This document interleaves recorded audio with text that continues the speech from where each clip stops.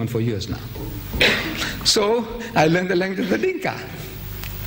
And now I want to practice. As soon as I land there in Khartoum, at the hotel, I go to the reception and say, you know, I was trying to learn your language. No, that's a hobby with me. No, it's a hobby with me. I learn different languages. I can give you 20 different languages now standing here. 20 different languages. Besides Zulu and Afrikaans. 20 different languages. Swahili, French, Spanish, Indonesian, Malaysian. Come on, man, talk. What language? Hebrew. What language you want to hear? No, 20. That's a hobby with me. So whenever I go to a new country, I learn the language of the people. So I learn the Dinka language. So I go to these guys, and I said, you know, I learned your language. I said, yes. I said, listen, see if I'm doing correct. All right. I said, yeah. I said, apiata bathin, viakilik eat, apiati nunukwik, tijal an, nasha jil, kedujil ashibu inunukwik, kunalar, hikabatuj, inunukwik. He said, no, that's not my language. That's the language of that guy, the Dinka. The porter. He was standing there, tall African. This is the language of that guy there. So I go to him. I said, you know, I come from South Africa and I learned your language. I said, I want you to hear. And you know, I want you to help me. If I'm murdering your language, forgive me, it's not intentional. So I rattled it off. He says, very good. He said, where did you learn this from? I said, learn it from the Holy Bible. I said, hey, tell me now, before the white bass came here to your country, did you people know anything about God? He said, yes. I said, did you make a statue of your God? He says, no. I said, could you not people out of a wood carve out the shape of a man or an animal, lion or a donkey? He said, yes, yes. Or out of clay, could you not make the shape of a man or a woman? He said, yes. So why didn't you make a statue of your God? He says, how, sir? How can you make a statue of God? He is nihalik. I says, what is nihalik? What is nihalik? In your language. He said, it means light. How can you make a statue of light? You know what he's telling me? He's telling me, Allahu nur samawati wal ard. Allah is the light of the heavens and the earth. He's telling me in his own language that he is light. How can you make a statue of light? I say, he's a Muslim. And we say he's a kafir. No, no, it's a sickness, man. Learn to find common grounds. Talk to the people, man. What is this concept? And you find that he's talking what you want to tell him. He's telling you, Allahu nur samawati wal ard. You should have gone and told him that that is what the Quran says, that he is the light of the heavens and the earth. This nihalik in his language is nur. I says, you see, there is the African, to me, the African, almost every tribe that I know, south of the Zambezi, not a single tribe made images of their gods. Not a single tribe. As such, they were better than the Jews. The Jews, after hundreds of prophets coming to them, they were warned again and again that thy God is a jealous God. He shall have no other gods before him, not even the likeness of the things on earth, or in the heavens above, or in the waters beneath the sea. For he says, my name is, I am a jealous God. I shall have no other God before me. Yet they made the golden calf. The Jews. The Africans, they made no images, no statues of their gods. They are nearer to Islam than any other people, Allah. But I don't know, we are so blind, we can't see it. Talk to them, man, talk to them. Show the common grounds. That this is the same God. We want you to go back to the same concept that you had before the white bass came, before he twisted your brains. Go back, and by going back, you're going forward. Yes, my son. Assalamu alaikum, Mr. Deedat. I believe the Pope is arriving soon to South Africa. Are you prepared to meet him? I'll be very happy. I had sent a letter to him that, Your Holiness, you're talking about a dialogue. You know, he's talking about dialogues. He went to Turkey, he said we must have a dialogue with the Muslims. When he went to Nigeria, he said we must have a dialogue with the Muslims. When he went to Kenya, he said we must have a dialogue with the Muslims. He went to Morocco, he said we must have a dialogue with the Muslims. I said, come, Your Holiness, let us have a dialogue. That's a big story. That's another big story. No. Also in this book, inshallah, in September, when I return from England, I might deliver a lecture on this book, Islam's answer to the Pope's pious pronouncements. There'll be a lecture, inshallah, in this hall. No? He's talking about dialogue here in this book as well, that we must have a dialogue with the followers of the Prophet in this book, in this latest book of his. So then I offered this in the Sunday Tribune. I said, look, man, come on, man.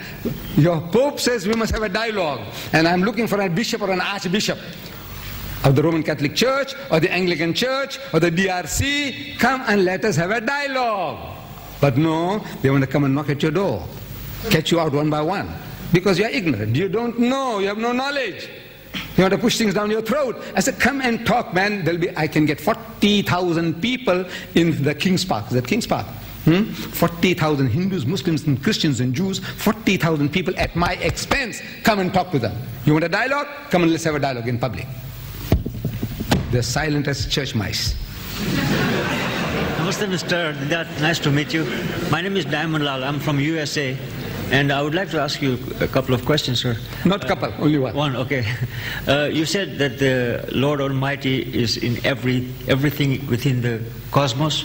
He permeates. Heaven, it permeates everything. Permeates everything. Does he also permits in the fear within the cosmic too? Does he permits there in the? I have a little poem. I think you're giving me an opportunity. William Wordsworth, the British poet, he describes it, and this is truly Islamic.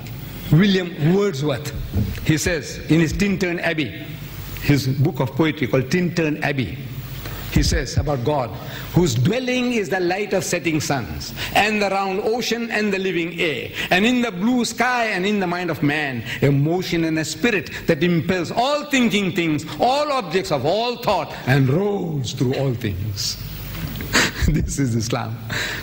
It happens to be William Wordsworth who said it, but it's fitting. It's describing what I wanted to say.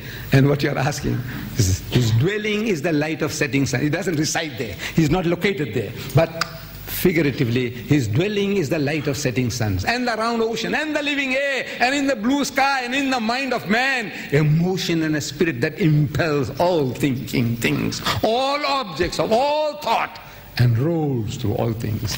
I think he described it beautifully. Yes, this is the last question. Yeah, and after that, I'll ask my sisters for that 100 rand. I don't want to take it back with me. I want to give to somebody that 100 rand. You see, for 2 reasons why a Muslim is not likely to have this book. 2 reasons why a Muslim is not likely to have this book, the Pope's book. 2 reasons. No, please, no, please. Please, my brothers, please, you'll forgive me. Please, this is the last question. I mentioned this is the last question, please. All good things have an end. Otherwise we can carry on till midnight. Yes, ma'am. Yeah, Mr. Deedat, like, in South Africa, like in countries like America, those countries that are highly industrializing, we find that the rate of unemployment, increases, and that it results in a high rate of crime, poverty, diseases, all those things, as we find it happening in South Africa.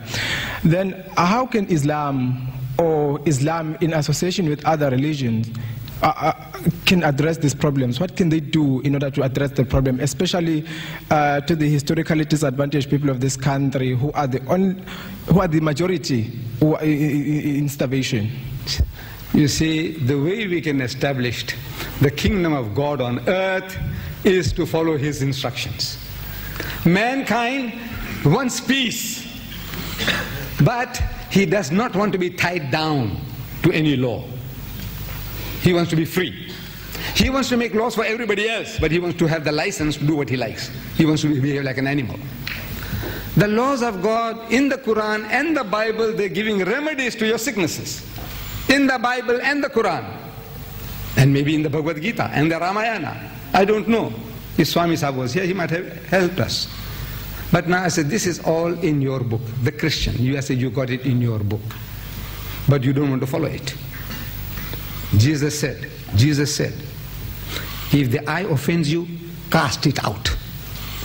If the hand offends you, cut it off. Did your Jesus say that? Is this not in your book? No. You see, it could have other meanings, ambiguities. When I talk about, so look, he said in clear-cut language that if the eye offends you, meaning if this eye of yours is lusting, every woman that passed by, you give a second look and you stare and you feast, and the thoughts goes through your mind. Jesus said you are already guilty of adultery. He said, it has been said by them of old time, thou shalt not commit adultery. But I say unto you, whosoever looketh upon a woman to lust after her had committed adultery with her already.